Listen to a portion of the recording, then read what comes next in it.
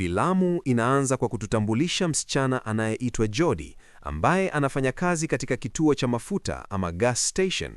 Kama sehemu ya kazi yake, Jody hukutana na aina mbalimbali za watu kila siku. Saa 6 kamili usiku wa manane, 12 midnight, anazima taa za kituo cha mafuta na kuanza maandalizi ya kufunga kwa usiku. Wakati huo huo, gari moja linaingia na kusimama nje ya kituo. Jody anakaribia kufunga mlango, lakini kabla hajafanya hivyo, mwanaume mmoja anaingia ndani. Jody anamwambia mwanaume huyo ambaye anaitwa Bernie kwamba kituo tayari kimefungwa. Bernie anajibu kwa utulivu kuwa ni sawa na anasema anahitaji tu pakiti moja ya pai. Jody anamwambia anaweza kuipata karibu na sehemu ya vitafunwa ama pastry section na anamuomba aharakishe. Baadaye Bernie anauliza kama anaweza pia kutumia choo. Akisema hivyo, anachukua ufunguo wa choo na kuondoka. Baada ya kutoka chooni, Bernie anaelekea kuchukua paketi ya pai.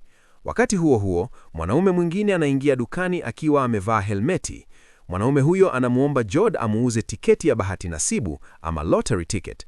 Jody anapoanza kutoa tiketi, ghafla mwanaume yule aliyevaa helmeti anatoa bastola na kumwelekezea Jody. Anamwamuru kwa haraka aweke pesa zote ndani ya mfuko wa plastiki. Jody akiwa na hofu kubwa, anaanza kujaza mfuko huo kwa pesa. Mwanaume huyo kisha anaruka juu ya kaunta na kuanza kuchukua pesa kutoka kwenye sefu pia. Wakati haya yanaendelea, Jody anatambua kuwa Bernie naye amesogea mbele na sasa amesimama karibu na kaunta akiwa na bunduki mkononi. Mwanaume aliyevaa helmeti anaangalia kioo kilicho nyuma ya kaunta na kupitia muonekano wa kioo anamuona Bernie. Ghafla, mwanaume huyo anasimama na anampiga Bernie risasi. Risasi inampiga Bernie kichwani na anakufa papo hapo. Mwanaume aliyevaa helmeti anamkandamiza Jody pembeni na anakimbia nje ya duka. Wakati wa kukimbia, mfuko wa pesa unaanguka chini na kupasuka. Haraka mwanaume huyo anachukua pesa zilizotapakaa na kuziweka ndani ya begi la Bernie, kisha anakimbia eneo hilo. Mara moja Jody anabonyeza alarm na ndani ya muda mfupi polisi wanafika kituoni. Mmiliki wa kituo cha mafuta anayeitwa Wally naye pia anawasili na kumuuliza Jody kama mwizi alichukua pesa zote.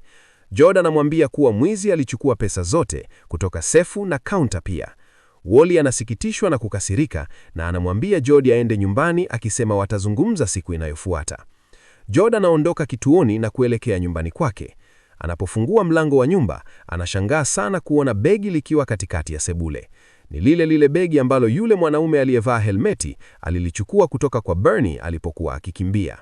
Kwa woga, Jody anasogea karibu na begi na kulifungua.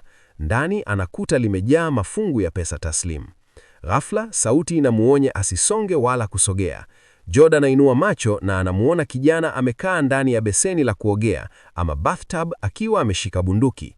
Huyu ni lile bunduki aliyekuwa amevaa helmeti kituoni. Jina lake ni Eddie.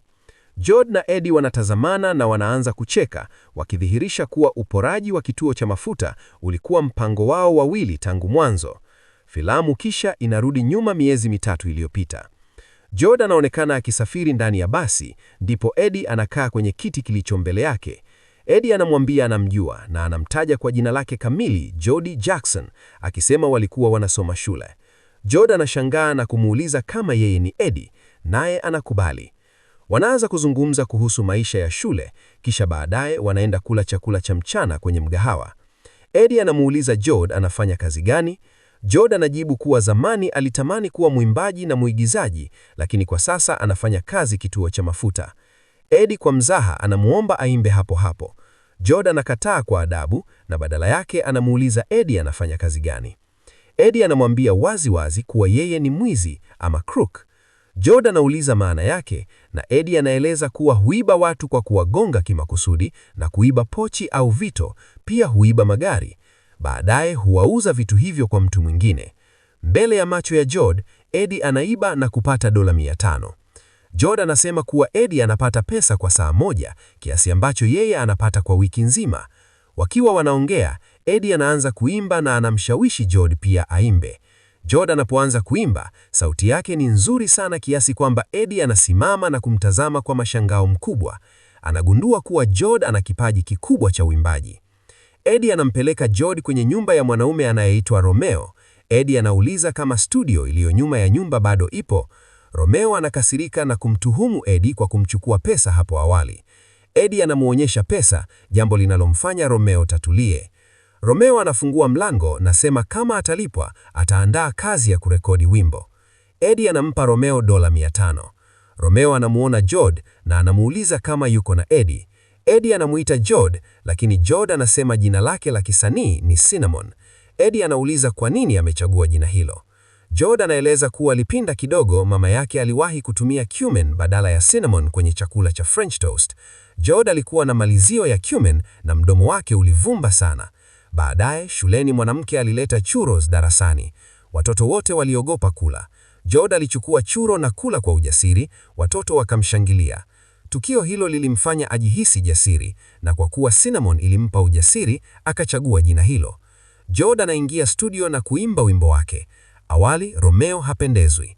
Eddie anamwambia Jod asijali maoni ya watu, afumbe macho na ajiamini. Jod anafanya hivyo, na mara hii wote wanapendezwa sana. Baadaye, Jod yuko hapo kwenye nyumba ya Eddie. Eddie anaagiza pizza na wanapokaribiana, Eddie anamhumbati na kumkusu. Wanakuwa wapenzi. Baadaye, Eddie anamuuliza Jod anafikiria nini kuhusu kwenda Los Angeles ama LA kwa ajili ya kazi yake ya muziki.